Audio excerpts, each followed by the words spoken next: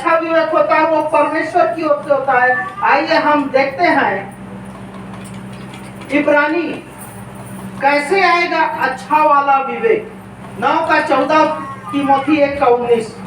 तो मसीह का लहू हाँ जिसने अपने आप को सनातन आत्मा के द्वारा हाँ? परमेश्वर के सामने निर्दोष चढ़ाया। हालेलुया। इब्रानी 9:14।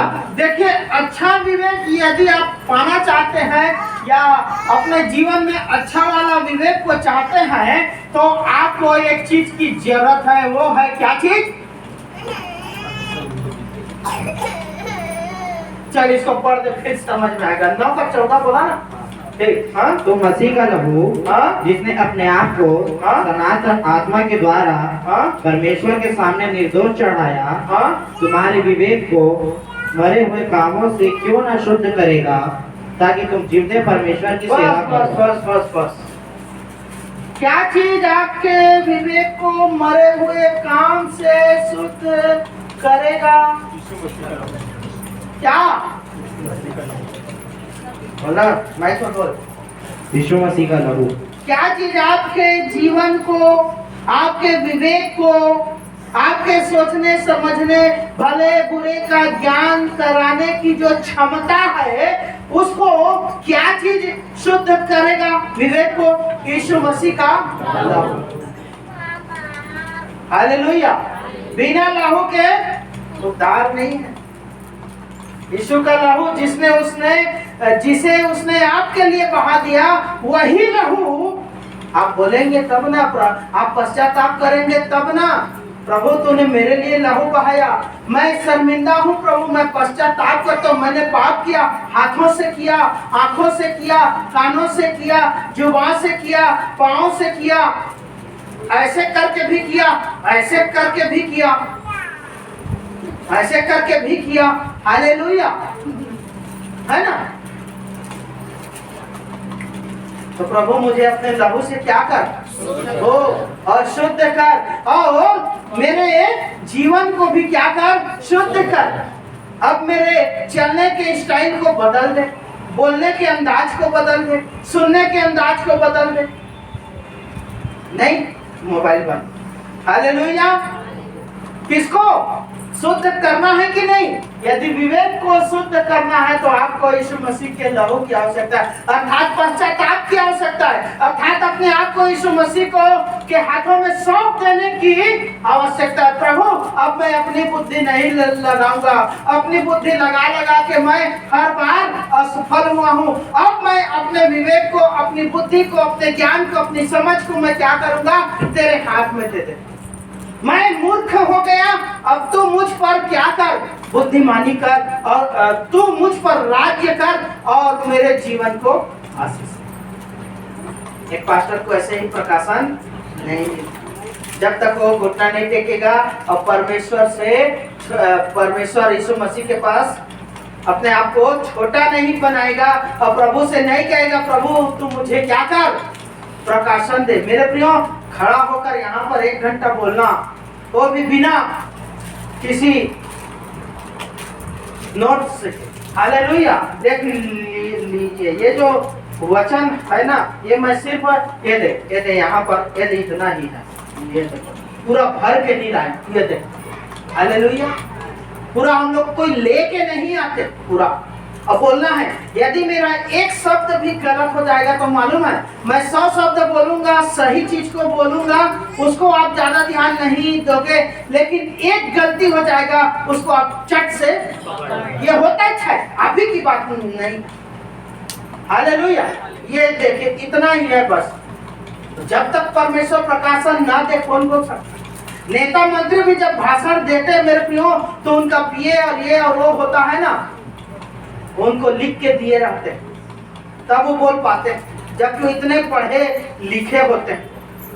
कलेक्टर को भी कहीं पर भाषण देना रहता है, वो तो दुनियादारी को जानता है, तो उसको सब चीजों को लिख के ये करना पड़ता है।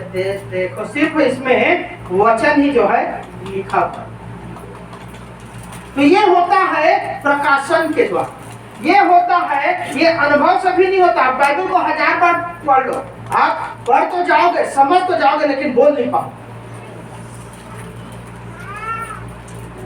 देखे हो ना, यहाँ पर गवाही के लिए कई हैं तो आते नहीं हैं, इसलिए कि डर में नहीं आते, दादाओं का काबुल को ऐसे कांपते हैं। हालेलुया। हाँ, यहाँ पर आते हैं तो जुबान जो है साथ देता नहीं। क्यों है मेरे प्रियो? हम कुछ बचपन से या मतलब कि माँ के गर्भ से सीख कर नहीं आए हैं।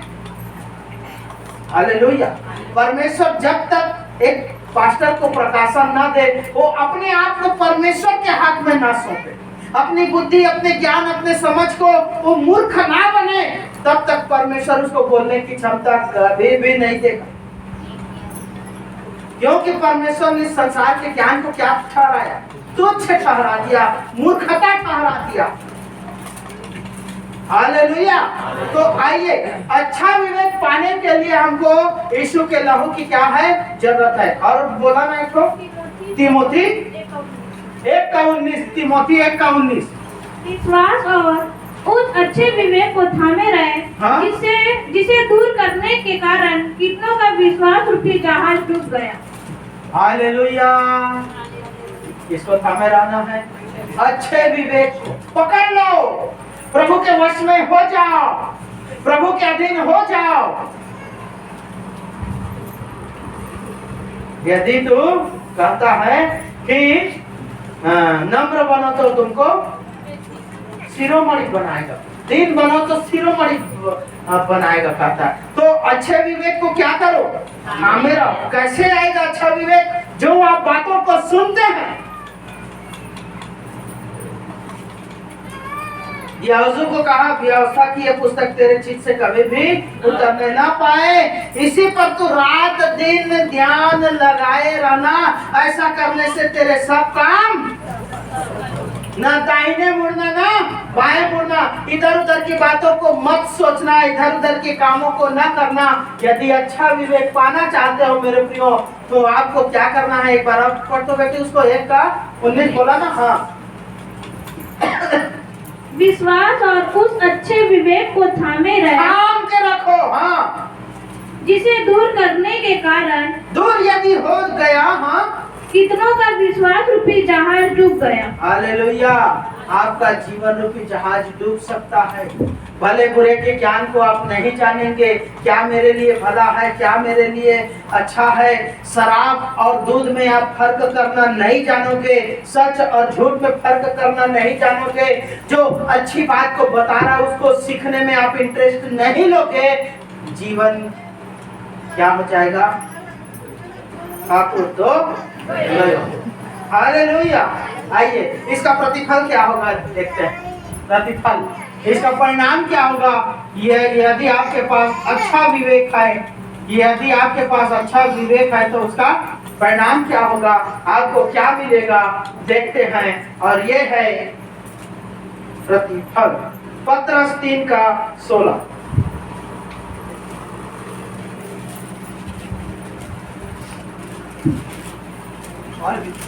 और विवेक भी शुद्ध रखो, विवेक को शुद्ध रखो। क्या रखो? कोई अच्छा विवेक, अच्छा वाला। हालेलुया। कपड़ा लेने जाते हो तो कहते हो अच्छा वाला चाहिए।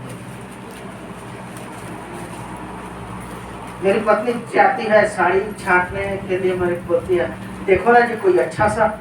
मैं बोलता हूँ भाई, और दुकानदार को कोई खराब सा सामान है क्या, उसको दिखाओ। वो बोलता है कोई अच्छा नहीं, तो मैं उसको बोलता हूँ सब अच्छा अच्छा ही रखे हैं, जो कोई भी ले ले सब अच्छा है ना।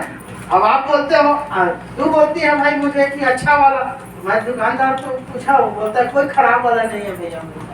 हालेलुया। तो आपको भी क्या करना है? उस अच्छे विवेक को, प्रभु यीशु मसीह को, उसकी बातों को, उसकी आज्ञाओं को क्या करना है? थामे रखना। यदि आप चाहते हैं कि आपके जीवन में विश्वासियों के प्रति प्रेम उत्पन्न हो, तो आपको पहला जो है आपके मन को शुद्ध करना। ये आशीष पाने का मूल स्रोत है।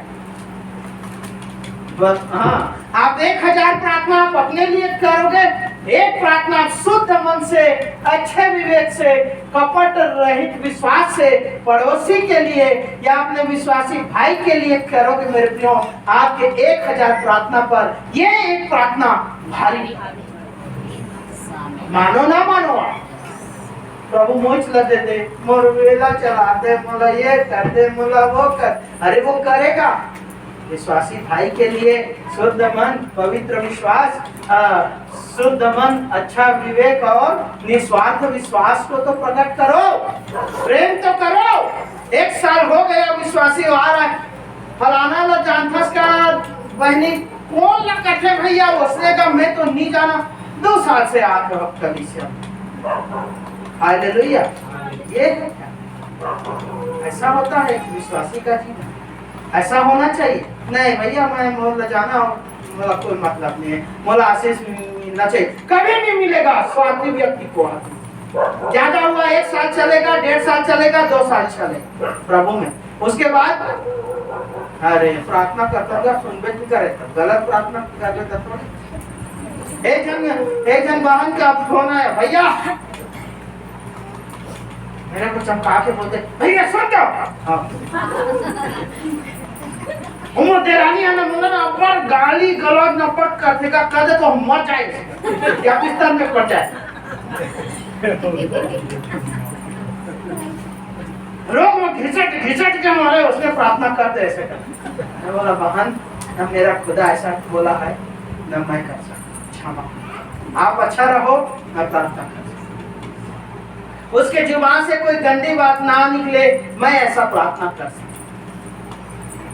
आप उससे प्रेम करो, आपको गाली नहीं, आप गाली को सुन लो, गले लगा। सबसे अच्छा तरीका, यीशु मसीह गाली सुनकर गाली नहीं देता, धमकी सुनकर धमकी नहीं देता, मार खाकर मारता नहीं। हालेलुया। इसीलिए तो आज प्रभु के लोग, यीशु मसीह में लोग बढ़ते जा रहे हैं। क्यों बढ़ते जा रहे हैं? बढ़ा रहा है परमेश्वर, इसलिए कि उसके व्यवहार को अपना रहे हैं। यीशु मसीह के व्यवहार को, यीशु मसीह के स्वभाव को गाली सुनकर विश्वासी गाली नहीं देते। ले भाई मार ले, मारना था वो परमेश्वर अभी मार खाई से वो मार खा जाता, कोई बात नहीं, वो परमेश्वर है मोर लिए मार खाई से मैं तोर लिए मार खा जाता। हालेलुया। इसीलिए तो यीशु मसीह में लोग बढ़ते जा रहे हैं। जितना भी दबा लो लोग बढ़ते ही जाएंगे, इसलिए कि उनका स्वभाव, यीशु मसीह का स्वभाव उनके जीवन में आ। हालेलुया। आशीष पाने का दूसरा तरीका अच्छा विवेक, और वो क्या है यहाँ पर क्या कहता है 3:16 में, अच्छे विवेक को थामे रहो। हाँ, इसलिए कि जिन बातों के विषय में तुम्हारी बदनामी होती है, जो आज बदनाम कर रहे हैं, बदनामी होती है, आपको कहता है ईसाई हो गया, आपको कहता है धर्म को बदल दिया, आपको कहता है ये है वो है, पैसा मिलता है वहाँ जाने से, ऐसा करके है ना। अभी ये वचन के बाद में आप जानोगे कि मिलता है कि आपको देना पड़ता है ना, देना पड़ता है कि मिलता है, देना पड़ता है। हालेलुया। तो जो नहीं जानते हो तो बोलेंगे मेरे प्रिय, कोई बात नहीं। हाँ, तो जिन बातों में क्या करते हैं, बदनामी होती गाय है, का मांस खिलाते करते हैं ना, गाय का मांस खाते हो। हालेलुया। आप क्या खाते हो वो भी आज आप जानते। तो जो नहीं जानते, नहीं आते, वो तो बोलेंगे। हालेलुया।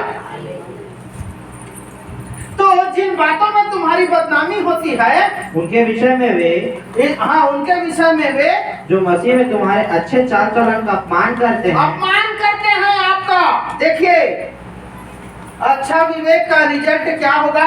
जो आपका अपमान करते हैं लज्जित हो। क्या हो जाएंगे? वो लज्जित हो जाएंगे। यदि आपको अपने विरोधियों को लज्जित करना है, शैतान को आपको अपने कदमों के तले लाना है, तो आपके जीवन में अच्छा विवेक होना चाहिए, प्रभु की आज्ञा होनी चाहिए, प्रभु के वचन के अनुसार जीवन होना चाहिए, प्रभु के स्वभाव और चाल चलन आपका होना चाहिए। दूसरा हो गया, यहाँ पर क्या होगा? प्रतिफल आश्चर्य कर्म होगा आपके जीवन, है ना। देखना मतलब आश्चर्य कर्म, कोई नहीं देखा है आज, आप देखोगे, अर्थात अद्भुत काम होगा, आश्चर्य।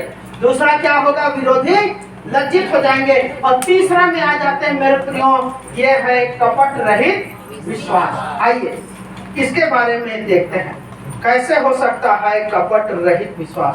तिमोथी 3:7 निकालिए।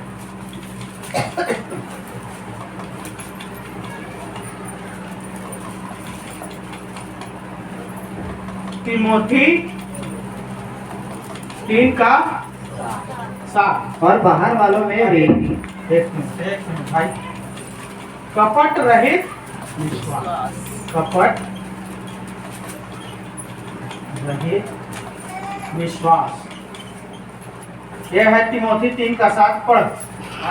बाहर वालों में भी बाहर वालों में भी उसका सुनाम हो। आपके जीवन में सुनाम होना आपको बहुत ज्यादा जरूरी। सुनाम, सुनामी नहीं, सुनामा था। एकता है क्या? बाहर में भी इनाम मिले। चलो, और कैसे इनाम मिलेगा बाहर में? नाम हो, है ना, अच्छा नाम हो, आपका नाम बदनाम ना हो। पता चला पड़ोसी से लिए उसी का खा गए, मित्र से लिए उसी का डकार दिए, किसी से 100 रुपया लिए, किसी से 200 लिए, किसी से 1000 लिए, और फोन आ रहा है तो फोन भी नहीं उठा रहा है। चलो कलीसिया के भाई बहन से नहीं लिए, लेकिन आपने अपने मित्र यारों से जो प्रभु में नहीं है उनसे लिए, और क्या कर दिए? डकार गए। हालेलुया। क्या बोलेगा? ऐसा ही सिखाता है जी आपका यीशु मसीह?